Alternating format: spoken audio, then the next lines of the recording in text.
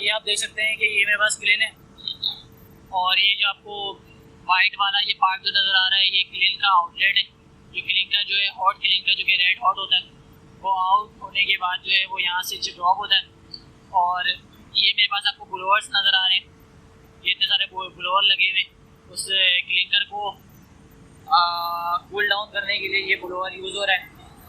और clinker cool down air के through होता है। ये मेरे पास आपको ब्लोअर नज़र आ रहे हैं, ये इतने सारे तकरीबन 8 ब्लोअर यहाँ पे लगे हुए हैं जो कि कूल डाउन करते हैं। 8 ब्लोअर लगे हुए हैं जो कि हमारे क्लिंकर को कूल डाउन करते हैं। क्लिंकर कूल डाउन होने के बाद ये ऊपर जो है आपको सिस्टम नज़र आ रहा है।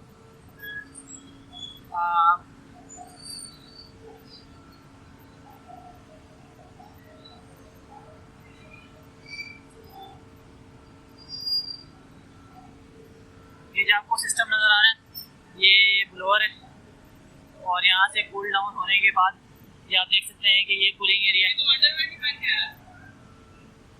यहाँ से कूल डाउन होने के बाद ये ऊपर कूलिंग एरिया है और यहाँ से कूल डाउन होने के बाद जो है हमारा अस्सलाम वालेकुम।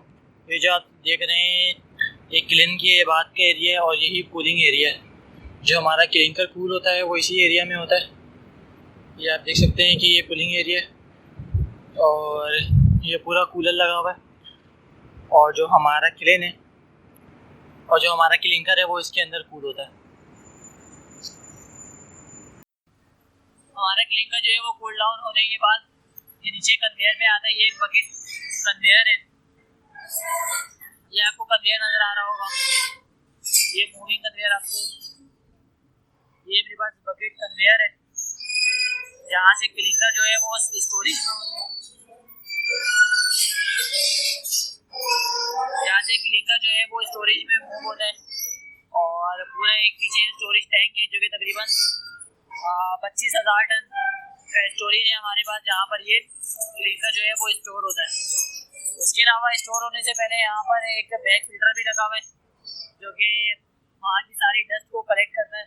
और ब्लोअर और ये जो ब्लोअर है यहाँ से जो डस्ट यहाँ ब्लोअर से जो डस्ट आती है, एनवायरनमेंट की डस्ट जो आती है उसको भी बैक फिल्टर जो है वो फिल्टर करता है। ये मेरे पास बैक फिल्टर है, आप देख सकते हैं कि ये तकरीबन ये कंप्लीट एक बैक फिल्टर है और ये जो है वो डस्ट कलेक्टर है और डस्ट कलेक्ट करता है सिस्टम का। ये मेरे पास कूलर है, ये उसके ब्लोअर्स नज़र आ रहे हैं।